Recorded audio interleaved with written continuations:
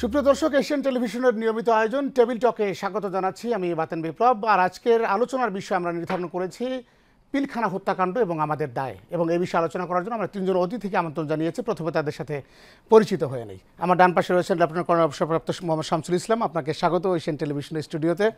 মাঝখানে আমার ডান পাশে রয়েছেন মোহাম্মদ শাহজাহান সিরাজ, রাজনীতিবিদ, এবং মাঝখানে রয়েছেন লেফটেন্যান্ট কর্নেল অবসরপ্রাপ্ত মোহাম্মদ শামসুল ইসলাম, আপনাকে স্বাগত। এবং শেষে রয়েছেন অধ্যাপক ডক্টর রমিত আজাদ, বিশ্ববিদ্যালয়ের শিক্ষক। আপনাদের তিনজনকেই আজকের স্টুডিওতে স্বাগত। আমরা আজকে খুবই প্রাসঙ্গিক কারণে পিলখানা হত্যাকাণ্ড এবং আমাদের দায় নিয়ে এই টপিকসটি নির্ধারণ করেছি। এবং এই বিষয়ে এরই মধ্যে আপনারা জানেন যে মাননীয় সেনাপ্রধান তিনি বলেছেন যে পিলখানা হত্যাকাণ্ডের দায় বিজিবি সদস্যরা এই হত্যাকাণ্ড ঘটিয়েছে এবং এখানে কোনো ইফ বা বাট কোনো কিছুর সুযোগ নেই, এবং উনি ফুল স্টপ দিতে বলেছেন এবং ডানে বায়ে আর ঘোরার সুযোগ নেই, এরকম একটি কথা সেনাপ্রধান আজকে বলেছেন। যদিও আজকে প্রথমবারের মতো জাতীয় শহীদ সেনা দিবস পালিত হয়েছে। এবং এই নিয়ে আসলে আমি প্রথমেই লেফটেন্যান্ট কর্নেল অবসরপ্রাপ্ত মোহাম্মদ শামসুল ইসলাম আপনার কাছে যেতে চাই। 2009 সালের 25 ফেব্রুয়ারি সেই দিন আমি একজন রিপোর্টার হিসেবে সেদিন মাঠে ছিলাম, তখন আমি দিগন্ত টেলিভিশনের রিপোর্টার। এবং ওই হত্যাকাণ্ডের পরবর্তীতে দীর্ঘ ঘাত প্রতিঘাত পেরিয়েছে। আপনারা জানেন যে বিডিআরের যে সদস্যরা ছিল তাদেরকে নাম চেঞ্জ করে বিজিবি হয়েছে, এবং এখন তাদের 5 আগস্টের পরবর্তীতে আমরা দেখেছি যে তাদের সদস্যরা বিভিন্নভাবে কান্নাকাটি করে তাদেরকে মুক্তিও দেওয়া হয়েছে। এবং সব মিলে আজকে সেনাপ্রধানের বক্তব্য এবং প্রেক্ষাপট আমাদের দায় কতটুকু, কিভাবে আপনি দেখছেন বিষয়টিকে? ধন্যবাদ। প্রথমে আপনাকে এবং এশিয়ান টিভিকে ধন্যবাদ দিতে চাই আজকের এই অনুষ্ঠানে আমাকে আমন্ত্রণ জানানোর জন্য। তো আজকে একটা বিশেষ দিন, অফকোর্স একটা বেদনা বিধুর দিন আমাদের সবার জন্য, বিশেষ করে আমরা যারা সামরিক বাহিনীর সদস্য। কারণ এই দিনে 2009 সালে আমরা হারিয়েছিলাম আমাদের 57 জন ভাইকে, এবং আরও অনেকে মারা গেছেন। আপনি জানেন 74 জন, সব মিলিয়ে 74 জন মারা গিয়েছিলেন।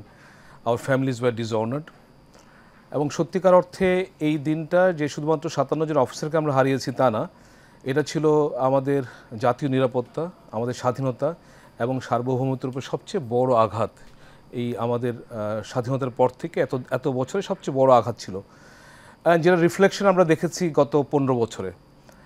আমাদের সেনাবাহিনীর মেরুদণ্ড ভেঙে দেওয়া হয়েছিল, এবং সেই ঘটনার পর থেকেই এই ফ্যাসিস্ট রেজিম আমাদের উপর জেকে বসে। সো আমি এটাকে শুধুমাত্র বিডিআর হত্যাকাণ্ডই বলবো না, এটা একটা বড় যুদ্ধ ছিল, এবং যে যুদ্ধে আমরা সেই দিন অ্যাটলিস্ট হেরে গিয়েছিলাম। তো আজকে আপনি যেটা বলেছেন, আজকে আমি মাননীয় প্রধান উপদেষ্টা ডক্টর ইউনূস এবং ইন্টারিম গভর্নমেন্টকে আমি ধন্যবাদ দিতে চাই যে 16 বছর পরে তারা আজকের দিনটাকে জাতীয় শহীদ সেনা দিবস ঘোষণা করেছেন। এটা আমাদের সবার দাবি ছিল, বিশেষ করে শহীদ ফ্যামিলিগুলোর একটা বড় দাবি ছিল। এটা যদিও একটা সিম্বলিক ব্যাপার, বাট এটা অনেক গুরুত্ব আছে। তো আমি এখন আপনার প্রশ্নের উত্তরে যাই। সেনাপ্রধান আসলে শুধু উনি বলেছেন যে এই বিডিআর হত্যাকাণ্ডে বিডিআর সদস্যরা জড়িত, কিন্তু উনি বলেননি যে বাকিরা জড়িত না। উনি বলেছেন যে প্রিন্সিপালি তারাই জড়িত। এটা তো আমরাও স্বীকার করি যে বিডিআর হত্যাকাণ্ডে এই সময়ে যে হত্যাকাণ্ডগুলো হয়েছিল, অন্যান্য যে সমস্ত অপরাধ সংগঠন হয়েছিল, সেগুলোর মূল অপারেটর অ্যাটলিস্ট বিডিআর সোলজাররা ছিল। কিন্তু এখানে কথা হচ্ছে এটা কিন্তু একটা বড় প্লট ছিল, অনেক বড় পরিকল্পনা ছিল, একটা বিগার প্লট ছিল, ন্যাশনাল অ্যান্ড ইন্টারন্যাশনাল একটা কনস্পিরেসি ছিল। শুধুমাত্র বিডিআর সৈনিকরা জড়িত বললে জিনিসটা আসলে অনেক হালকা হয়ে যায়। ইতিমধ্যে আমরা সবাই জানি যে কী ধরনের কনস্পিরেসি হয়েছিল, এটা জানতে আমাদের বাকি নাই। সো আমি মনে করি যখন একটা স্বাধীন কমিশন গঠিত হয়েছে এবং এই কমিশনটা চেষ্টা করছে এই বিডিআর হত্যাকাণ্ডের স্বরূপ উদ্ঘাটন করার জন্য, তখন যে সমস্ত কনস্পিরেটর আছে সবাইকেই আসলে বের করা উচিত। তো সেক্ষেত্রে শুধু বিডিআর সৈনিকদেরকে বলে ফুল স্টপ দেওয়াটা ঠিক হবে না। অফকোর্স সবগুলো অ্যাঙ্গেলই আমাদেরকে বিচার করতে হবে, এবং এই তদন্তের মাধ্যমে আমি আশা করব যে তদন্ত কমিশন রিয়েল কনস্পিরেটর, যারা মাস্টার মাইন্ড, যারা পিছনে এই ষড়যন্ত্র করেছে। আমরা এখন জানি যে ফ্যাসিস্ট রেজিম ইটসেলফ ওয়াজ রেসপন্সিবল, এটা ক্লিয়ারলি বোঝা যায়। আপনারা জানেন যে বিডিআর হত্যাকাণ্ড হয়েছিল 25শে ফেব্রুয়ারিতে, বাট তার 2 মাস আগে থেকে কিন্তু এই পরিকল্পনাটা শুরু হয়। অনেকগুলো মিটিং হয়েছিল, বিডিআর সৈনিকরা তাপসের সাথে অনেকবার দেখা করে। Barrister Tapas himself came to Pilkhana number of times. Even BDR সৈনিকরা শেখ সেলিমের সাথে দেখা হয়। তারা অনেকগুলো মিটিং করে পিলখানার ভিতরে, ইভেন 44 রাইফেল ব্যাটালিয়নের বাস্কেটবল গ্রাউন্ডে অনেকগুলো মিটিং হয়, এবং বাইরে হাজারিবাগ এলাকায় অনেকগুলো মিটিং হয়। So there are lots of evidences to suggest that it was not actually a mutiny which was confined inside Pilkhana. এটাতে অনেক বড় একটা প্লট ছিল, দেশি বিদেশি ষড়যন্ত্র ছিল। সো আমাদেরকে আসলে যখন আর নিরপেক্ষ তদন্ত হচ্ছে এখন আফটার 16 ইয়ার্স, এখন আমাদেরকে আসলে পুরো জিনিসটাই বের করতে হবে। বিডিআর সৈনিকদের তো অনেকের বিচার হয়েছে, সেই বিচারগুলোও কিন্তু ঠিকমতো হচ্ছে কিনা আমাদের দেখতে হবে। So I would not like to say that যে এটা শুধুমাত্র বিডিআর সৈনিকরাই করেছে। বিডিআর সৈনিকরা অবশ্যই অপরাধী, যারা এই হত্যাকাণ্ডে যোগ দিয়েছিল বা লুটিংয়ে যোগ দিয়েছিল, আর্সনে যোগ দিয়েছিল, কিন্তু প্ল্যানাররা কিন্তু আরও অনেক উপরে লেভেলে ছিল। এবং তারা কি আগে থেকেই এরকম একটা আজ পেয়েছিল কিনা, মানে যারা প্ল্যানার, তখন যদি আমরা বলি যার ফজলুর তাপস তার জুরিসডিকশনে ছিল হচ্ছে পিলখানা, সেই জায়গায় আপনারা কতটুকু বুঝতে পেরেছিলেন আগে? আমরা অবশ্যই, আপনি একটা কথা বলেছেন যে আমাদের দায়টা কি, অবশ্যই আমাদের বাহিনী হিসেবে দায় আছে, ইন্টেলিজেন্স এজেন্সিগুলোর দায় আছে। কারণ এখানে এখন যে সমস্ত জানা যায়, এই জিনিসটা কেন আগের থেকে বোঝা গেল না, এটা একটা মিস্ট্রি। আপনি জানেন যে সে সময় কিন্তু একটা বিডিআর উইক চলছিল, বিডিআর সপ্তাহ, এবং সেই বিডিআর সপ্তাহের যে একটা 7 দিন ব্যাপী একটা বিশাল কর্মযজ্ঞ, এবং সেখানে কতগুলো ঘটনা ঘটে যেটা ক্লিয়ারলি বোঝা যায় একটা বড়সড় দুর্ঘটনা সামনে আসছে। আপনারা জানেন যে 3টা ওয়েপন হারিয়ে গিয়েছিল, 3টা এসএমজি হারিয়ে গিয়েছিল, এবং তার পরবর্তীতে কিন্তু অফিসারদেরকে ডিউটি দেওয়া হয়েছিল অস্ত্রাগারে। তো এখন আমরা মিলিটারি পার্সন হিসেবে জানি যে একটা অস্ত্র হারিয়ে যাওয়া কিন্তু ডেঞ্জারাস একটা ঘটনা, তার মধ্যে ঢাকার মতো একটা জায়গায়। হ্যাঁ, এবং যে পরিপ্রেক্ষিতে আমরা জানি যে শেখ হাসিনা তার যে প্ল্যান ডিনারে যাওয়ার কথা ছিল সেটা ক্যান্সেল করেছিলেন। ধন্যবাদ। আমরা এই বিষয়ে আরও আলোচনা করবো। আমরা একজন রাজনীতিবিদের মতামত নিয়ে নিই। জনাব শাহজাহান সিরাজ, আপনি এই ঘটনা শুধু পিলখানা হত্যাকাণ্ড বলবো না, আজকে সেনাপ্রধান আরও বেশ কয়েকটি কথা বলেছে। বাংলাদেশকে বিশেষত উনি বলেছেন যে ঐক্যবদ্ধ থাকার কোনো বিকল্প নেই, এবং পিলখানা থেকে আজকে যদি আমরা প্রত্যেকটি ঘটনা পর্যালোচনা করি, সেক্ষেত্রে আপনারা আসলে এখন কি ভাবছেন? 57 জন সেনা কর্মকর্তা এবং 17 জন নিরীহ মানুষ ওই দিন যেভাবে প্রাণ দিয়েছে, পৃথিবীর ইতিহাসে এটা একটা বিরল ঘটনা। আমি ব্রাহ্মণবাড়িয়ার মানুষ, সারা দেশ তো ক্ষতিগ্রস্ত হয়েছে, আমরা বিশেষ করে ক্ষতিগ্রস্ত হয়েছি। কারণ ওই দিনকার বিডিআর প্রধান ছিল ব্রাহ্মণবাড়িয়ার মানুষ, মেজর জেনারেল শাকির সাহেব ব্রাহ্মণবাড়িয়ার মানুষ ছিলেন। আমরা ব্যতীত হয়েছি, সমস্ত ব্রাহ্মণবাড়িয়ার মানুষ ব্যতীত হয়েছে। অত্যন্ত ভালো মানুষ ছিলেন।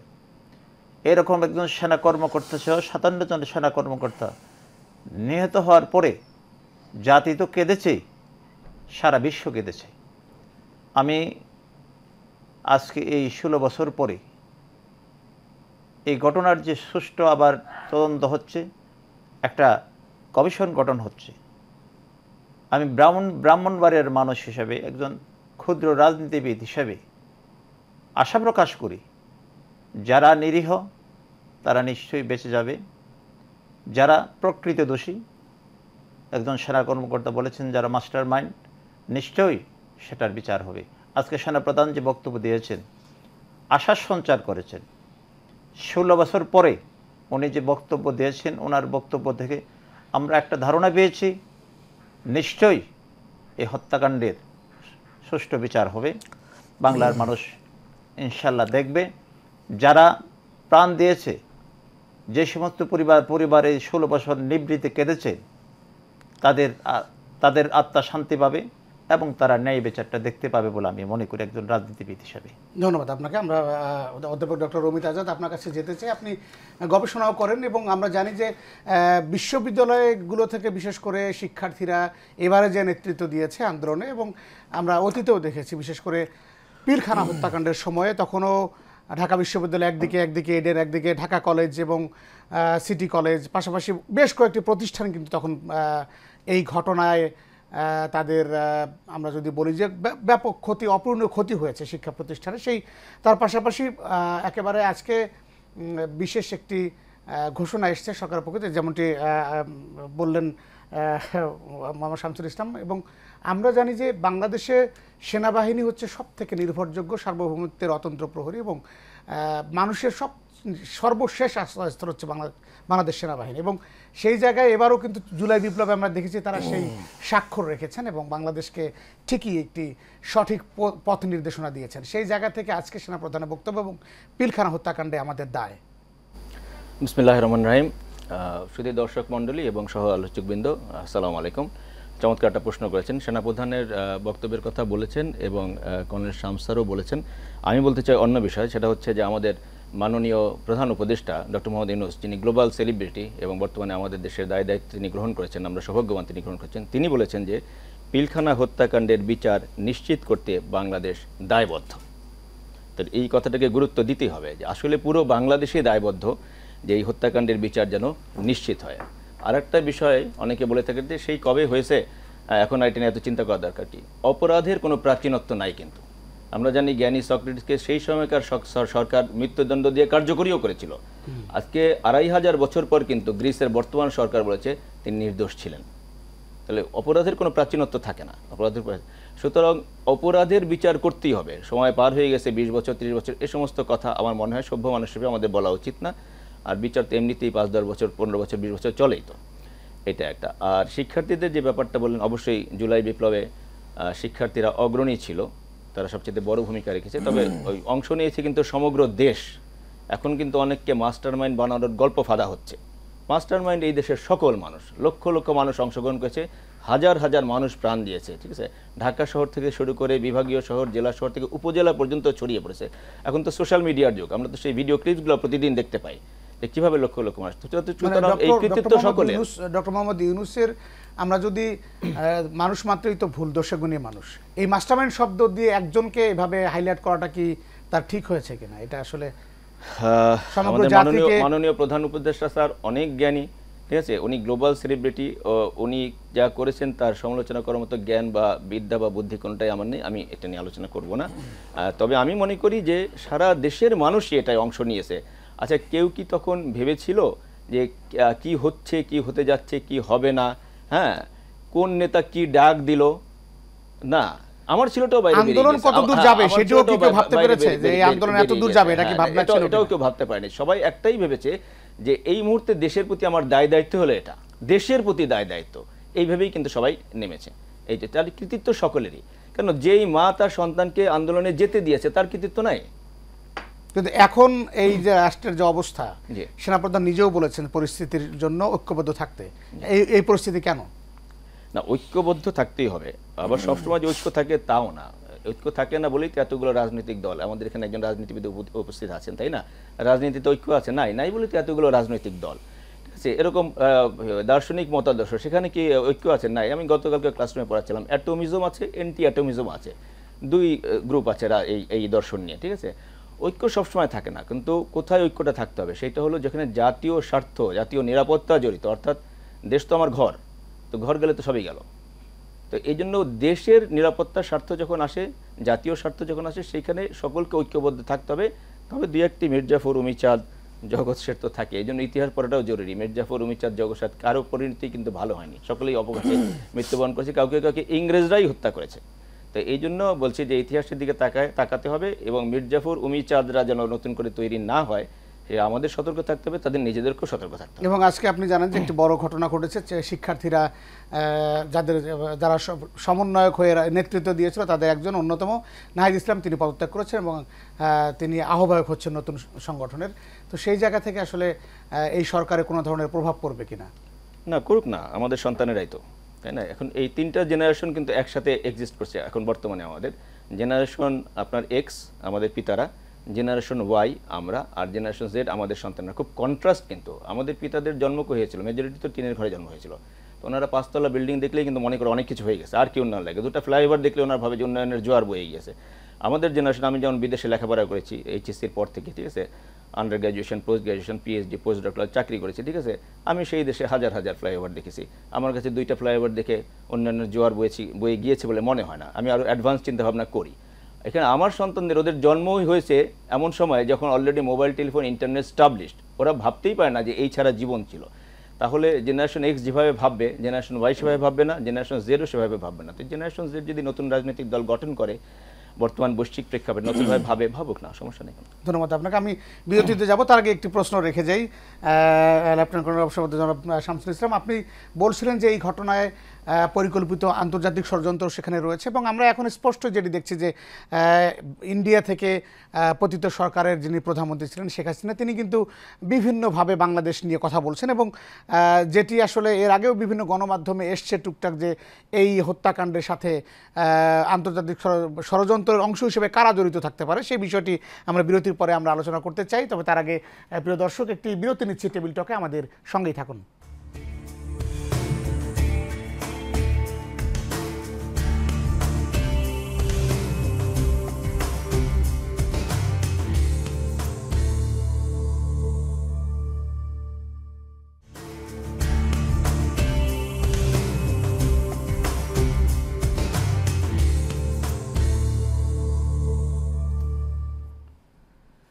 সুপ্রিয় দর্শক, বিরতির পর টেবিল টকে আবারও স্বাগত। আমাদের আজকের আলোচনার বিষয় পিলখানা হত্যাকাণ্ড এবং আমাদের দায়।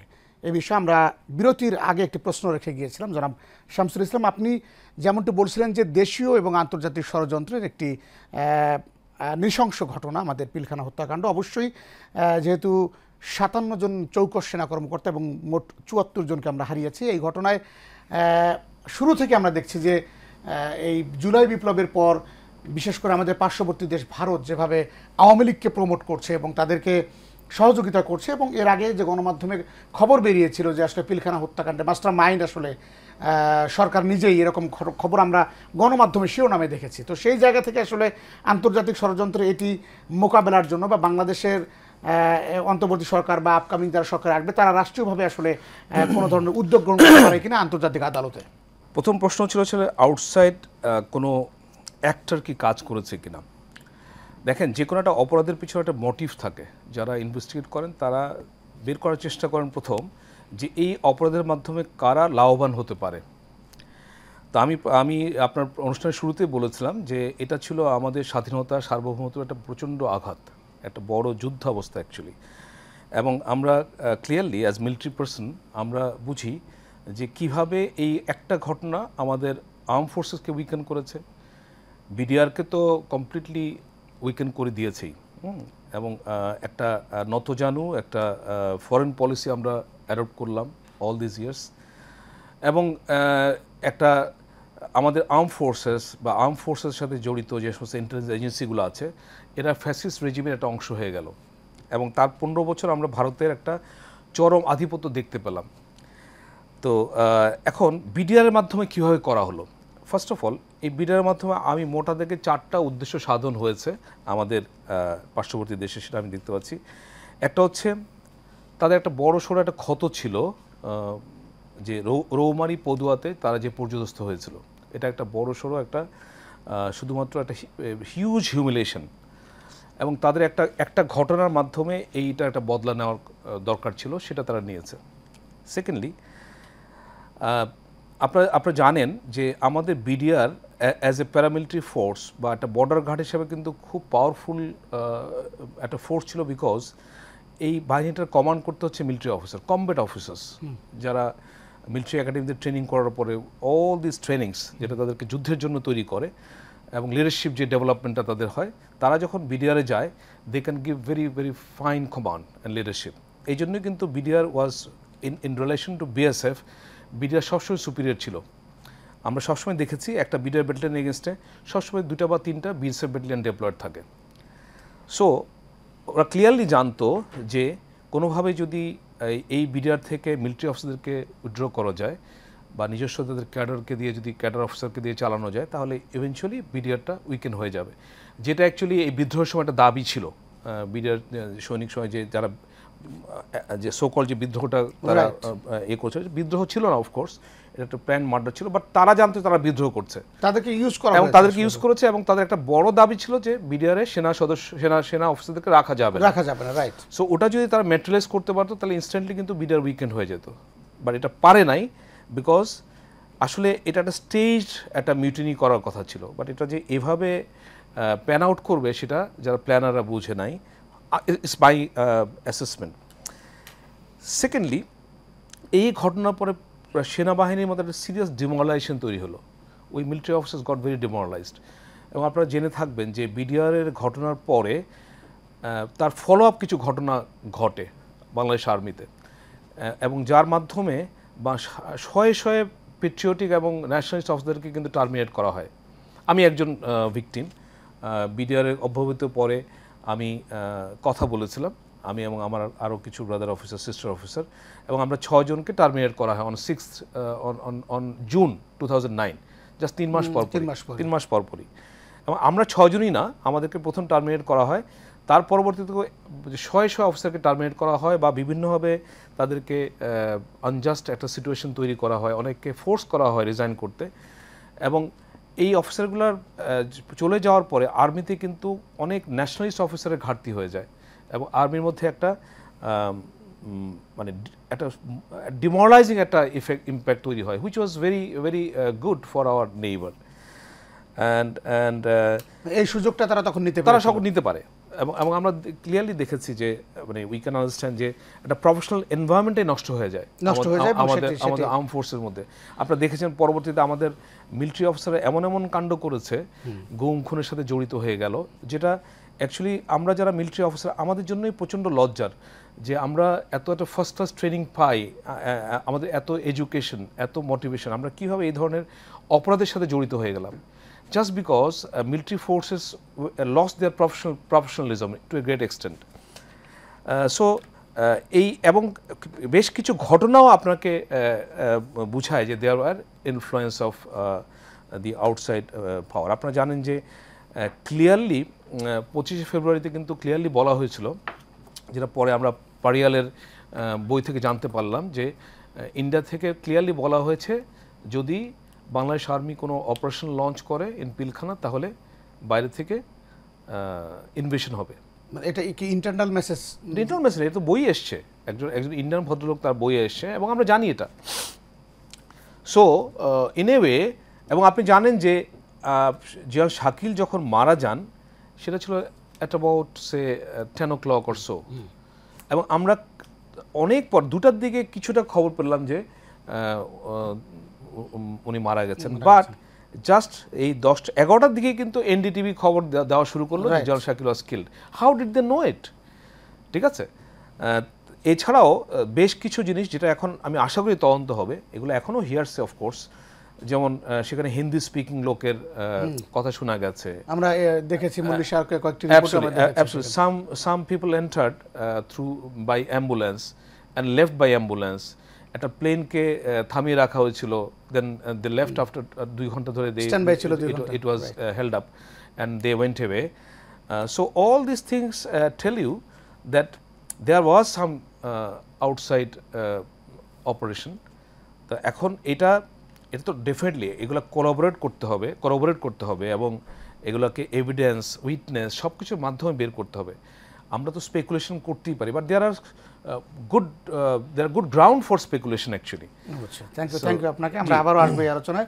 এটা আসলে অনেক দীর্ঘ আলোচনা। জনাব শাহজাহান সিরাজ, আপনারা রাজনীতিবিদ হিসেবে আসলে বাংলাদেশের প্রথমে সার্বভৌমত্ব, বাংলা রাষ্ট্রের জন্য সবথেকে মৌলিক যে বিষয়গুলো তার মধ্যে অন্যতম হচ্ছে সার্বভৌমত্ব। আমরা যদিও বারবার বলে আসছি যে আসলে এই জায়গায় বিজেপিকে দুর্বল করে দেয়া, তার অর্থাৎ বিডিআরকে দুর্বল করে দেয়া, নাম পরিবর্তন করা, সেই জায়গাটি আবারও ঘুরে দাঁড়ানো, এবং এখন আসলে রাষ্ট্রের যে অবস্থান আমরা দেখেছি যে সেনাবাহিনী দায়িত্ব কাঁধে নিয়ে এখন পর্যন্ত মাঠে রয়েছেন।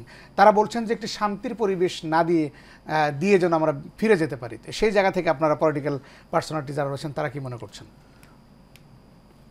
আজকে সেনাপ্রধানের কথায় আমরা আশ্বস্ত হয়েছি যে দেশে একটা শান্তিপূর্ণ পরিবেশের ভিতর দিয়ে একটা ইলেকশন হবে। ইলেকশনটা প্রধান উপদেষ্টা যেরকম বলেছে ডিসেম্বরের ভিতরে হবে। আমরা সেনাপ্রধান জনাব ওয়াকবুজ্জামানের মুখ থেকে শুনেছি সেই কথাটা। তাতে করে আমরা বিশ্বাস নিতে চাই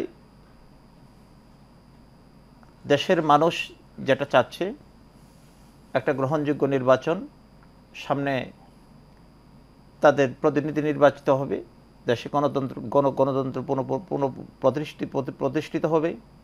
এখন দেখেন, এখন কিন্তু বিডিআর ভারতের সাথে দাঁড়াইতেছে, তাদের মনোবল আগে যা ছিল এখন অনেকটা উজ্জীবিত। আজকে যদি গণতান্ত্রিক পরিবেশ সৃষ্টি হয়, দেশে একটা ইলেকশন হয়, গণতান্ত্রিক সরকার নিশ্চয়ই বিডিআরকে আরও শক্তিশালী করবে এবং দেশ তার সাবেক জায়গায় ফিরে যাবে বলে আমরা মনে করি। সাবেক জায়গা বলতে আসলে কি? সাবেক এই সরকারের যে শেখ হাসিনার সরকার 15 বছর ছিল, দেশ তো ভারতের দিকে তাকায় থাকতো। আমাদের যে অবস্থা ছিল, গণতন্ত্র সুসংগত হবে এবং বাংলাদেশের মানুষ বাংলাদেশি হিসাবে, জাতি হিসেবে দাঁড়াবে। ধন্যবাদ আপনাকে অধ্যাপক ডক্টর অমিত আজাদ। আপনি শুনছিলেন যে সেনাপ্রধান বলেছেন যে বাংলাদেশে এখন পর্যন্ত সেনাবাহিনী দায়িত্বে, তাদের আগামী নির্বাচন অনুষ্ঠানের পূর্ব পর্যন্ত তাদের যে দায়িত্ব সেটি তারা পালন করবেন এবং উনি বলেছেন যে একটি শান্তিপূর্ণ এবং সুস্থ সুন্দর পরিবেশ ফিরিয়ে এনে তারপর তারা ফিরে যাবেন, এরকম একটি কথা তিনি বলেছেন। তাহলে এই কথা আসলে পলিটিক্যাল পার্টিগুলো বা আপনারা যারা গবেষণা করেছেন তাদের কাছে আসলে এটা কি বার্তা বহন করে? এটা তো পজিটিভলি নিতে হবে। বিষয় হচ্ছে যে সেনাবাহিনীর মূল দায়িত্ব হচ্ছে বহিঃশত্রুর হাত থেকে দেশকে রক্ষা করা, প্রতিরক্ষা, কিন্তু এটা একমাত্র দায়িত্ব না। দেশের আভ্যন্তরীণ শান্তি শৃঙ্খলা পরিস্থিতি বিঘ্নিত হলে সেই শান্তি শৃঙ্খলা ফিরিয়ে আনা, এটাও ওনাদের দায়িত্বের মধ্যে পড়ে। এছাড়া আরও অনেক রকম অপারেশন আছেন, স্যার ভালো বলতে পারেন, যেমন ফ্লাড একটা অপারেশন, ঘূর্ণিঝড় একটা অপারেশন, এরকম ইলেকশন একটা অপারেশন, এগুলোতে কিন্তু সেনাবাহিনী দায়িত্ব নিয়ে পালন করে থাকে বিভিন্ন রকম প্রাকৃতিক দুর্যোগের সময়, ইলেকশনের সময়। তো স্যার যেটা বলেছেন মাননীয় সেনাপ্রধান, যে ইলেকশন যাতে ভালোভাবে হয়, শান্তিপূর্ণ অবস্থা আমাদের দেশে যাতে গোলযোগ না হয়, ঠিক আছে, সেই দায়িত্ব উনি যখন মুখ ফুটে বলেই ফেলেছেন, এতে তো উনি অত্যন্ত একটা ভালো কাজ করেছেন এবং আমরা অনেক আশ্বস্ত হলাম এটা শুনে। পাশাপাশি যেটা হচ্ছে যে ইলেকশনে ভাইটাল রোল প্লে করে আইন শৃঙ্খলা রক্ষাকারী বাহিনী, অর্থাৎ পুলিশ, আনসার, এরা মূলত, তো এরা এখন বিধ্বস্ত অবস্থায় আছে। এদেরকে পুনর্গঠন করাটা খুবই জরুরি ইলেকশনের আগে, অর্থাৎ এদেরকে পুনর্গঠন না করে শান্তিপূর্ণ ইলেকশন করা সম্ভব হবে না, এটা খুব ঝুঁকিপূর্ণ হয়ে যাবে। বিধ্বস্ত কেন, মানে একটু যদি? জুলাই বিপ্লবে গণহত্যায় তো সরাসরি অংশ নিয়েছে পুলিশ বাহিনী, হ্যাঁ, এবং আপনি জানেন যে এর পর 5ই আগস্টের সরকার পতনের পর, স্বৈরাচারী সরকার পতনের পর 1 লক্ষ সদস্য খুব সম্ভবত আর যোগ দেয়নি চাকরিতে, আপনারা জানেন, এটা সময় বেঁধে দেওয়া হয়েছিল। তাহলে এটা বিধ্বস্ত অবস্থায় নাই, বিধ্বস্ত অবস্থায় আছে। তারপর আনসার বিদ্রোহ দেখা দিয়েছিল, আপনারা জানেন, তাহলে সেখানেও পর্যদস্ত অবস্থা। এখানে শৃঙ্খলা ফিরিয়ে আনাটা, তাদের মধ্যে শৃঙ্খলা ফিরিয়ে আনা এবং তাকে পুনর্গঠিত করা, এই জিনিসটা কিন্তু খুবই প্রয়োজন। এছাড়া আমরা শান্তিপূর্ণ সুষ্ঠু নির্বাচন করতে পারবো কিনা সন্দেহ আছে। নির্বাচনের আগে কি এটি সম্ভব? আপনার ডিসেম্বর বা জানুয়ারিতে যে নির্বাচনের কথা বলা হচ্ছে, তার আগে কি তাদের পুনর্গঠন বা ঢেলে সাজানো সম্ভব? আমাদের দেশ ও জাতির কি অপার সম্ভাবনা, তা আমাদের সন্তানরা জেনারেশন জেড দেখিয়ে দিয়েছে। আমরা ভাবলাম যে আমাদের সন্তানরা বোধহয় টিকটকার জেনারেশন, তারা যে স্ফুলিঙ্গ জেনারেশন, এটা সমগ্র দেশ শুধু না সমগ্র জাতি দেখেছে। আমি এখন আর মরতে ভয় পাই না, আমার সন্তানদের হাতে। কিন্তু নির্বাচনের ক্ষেত্রে তো সন্তানরা পাহারা দেবে না? অবশ্যই সবাই দিবে। নির্বাচনে কি শুধুমাত্র ইয়ারা বা সরকার অংশ হয়? নয়, নির্বাচনে তো সমগ্র দেশ ও জনতা অংশ নেয়। সমগ্র দেশ ও জনতা, সরকার, সশস্ত্র বাহিনী, পুলিশ বাহিনী, আনসার বাহিনী, বিডিআর বাহিনী সবাই অংশ নেবে।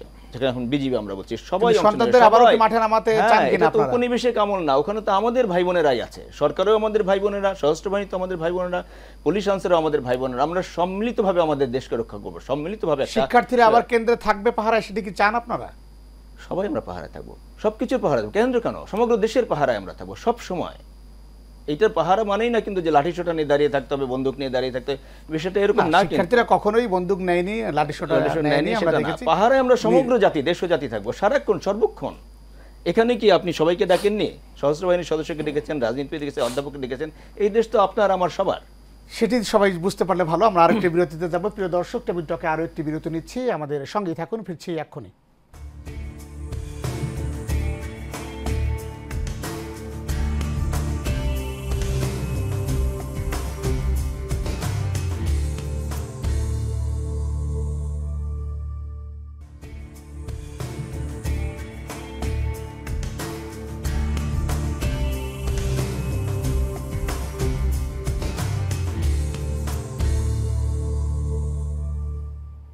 প্রিয় দর্শক, টেবিল টকে বিরতির পর আবারও স্বাগত। আমরা আজকে আলোচনায় ছিলাম পিলখানা হত্যাকাণ্ড এবং আমাদের দায় নিয়ে। আমরা বিরতির আগে একটি প্রশ্ন আসলে রাখতে চেয়েছিলাম জনাব শামসুল ইসলাম আপনার কাছে। আমরা জানি যে আপনারা যখন আসলে তখন তো সশস্ত্র বাহিনীতে আপনারা আপনাদের দায়িত্বে তখন আপনারা ছিলেন, যেখানেই থাকুন না কেন, হয়তো পিলখানার ভেতরে বা বাইরে, তো সেই জায়গায় আসলে আপনারা প্রত্যেকটি টাইম টু টাইম আপনাদের কাছে কিন্তু তথ্য আসছিল। আমরা যেটি পেয়েছি আপনারা তার থেকে আরও ঘনিষ্ঠভাবে পেয়েছেন। তো সেই জায়গা থেকে যেটি আপনারা দেখেছেন নিজের চোখে বা শুনেছেন, বর্তমানে যা হচ্ছে আসলে আমাদের দায়টা কোথায়? আমি পিলখানার ভিতরে ছিলাম না, সো আমি ছিলাম তখন ন্যাশনাল ডিফেন্স কলেজে, আমি আর্মি ওয়ার কোর্স করছিলাম, একজন স্টুডেন্ট ছিলাম আমি। সো সেই হিসেবে একজন যখনই পিলখানার ঘটনাটা আমরা প্রথম জানতে পারি, টেলিভিশনের মাধ্যমে জানতে পারি আসলে। সামবডি, আমরা এরকম এক জায়গায় বসে কথা বলছিলাম, তখন বললো যে পিলখানায় একটা ঘটনা ঘটছে, গন্ডগোল হচ্ছে, টেলিভিশনে দেখাচ্ছে। তো আমরা দৌড়ে গেলাম টেলিভিশনের সামনে, তখন first we saw in the scroll that পিলখানায় গোলাগুলি হচ্ছে, something like that. It was something about 9 o'clock or 9+। তো আমাদের যেহেতু বন্ধুরা ছিল পিলখানাতে, আমরা সবাই টেলিফোন করা শুরু করলাম, টেলিফোন পাওয়া শুরু করলাম। তখন তারা বললো যে আমরা বিপদে আছি, আমাদেরকে সৈনিকরা ঘিরে ফেলেছে, আমাদেরকে হেল্প করো, ask army to send force. তো আমরাও যেখানে যেখানে পারলাম কথা বলার চেষ্টা করলাম। তারপর থেকে আপনারা জানেন যে আমরা, like all of you, we were just actually seeing the যেহেতু আমি কমব্যাট একটা ইউনিটে ছিলাম না, আমি একটা স্কুলে ছিলাম, একটা কলেজে অ্যাকচুয়ালি। তো যেই আপনি বলছেন দায়টা কি, ফার্স্ট অফ অল এখন যা ঘটছে আসলে, জি জি জি, এই জায়গায় আসলে আমাদের, আমি সেটাই বলছি যে অবশ্যই একটা বড় দায় হচ্ছে যে আমরা ফেল করেছি আমাদের পিলখানার আমাদের অফিসারকে বাঁচাতে। এই ঘটনাটা ঘটার almost just about an hour or so আমাদের কিন্তু ফোর্স পৌঁছে গেছিলো। প্রথমে র্যাবের দুইটা র্যাব ব্যাটালিয়নের দুইটা এলিমেন্টস সেখানে পৌঁছে যায়। আর তারও কিছুক্ষণ পরে কিন্তু ফোর্সেস ব্রিগেডের একটা ব্যাটালিয়নের একটা যারা বোধহয় ফায়ারিংয়ে যাচ্ছিল, তো দে ওয়ার রেডি, তারা চট করে ওখানে পৌঁছে গিয়েছিল। কিন্তু এই পুরা দিন, ইনফ্যাক্ট 26 তারিখ বিকাল বা সন্ধ্যা পর্যন্ত কিন্তু কোনো ট্রুপসকে অ্যালাউ করা হয় নাই ভিতরে যাওয়ার। এবং আমরা দেখলাম অত্যন্ত কষ্টের সাথে, বেদনার সাথে দেখলাম যে ভিতরে এত কিছু হচ্ছে, কিন্তু আমরা কিছুই করতে পারছি না। আজকে মেজর হাফিজ, বিএনপির স্ট্যান্ডিং কমিটির যে একজন সদস্য, মেজর হাফিজ, উনি একটা খুব গুরুত্বপূর্ণ কথা বললেন। উনি 71-এর এক্সাম্পল দিলেন যে আমরা যখন ফার্স্ট ইস্ট বেঙ্গল যখন চারদিকে ঘেরাও হয়ে গেল by the Pakistani troops in Jessore, তারা 25 জন ব্রেকআউট করলো ফায়ার করতে করতে। তো বলি যে একটা বিদ্রোহ যখন হয়, একটা বিদ্রোহ হলে আমাদের সামরিক আইন অনুযায়ী যে কেউ ছুটিতে থাকাকালীন অবস্থায় যদি বিদ্রোহের ঘটনা শুনে, তার দায়িত্ব হচ্ছে বিদ্রোহটাকে দমানোর চেষ্টা করা।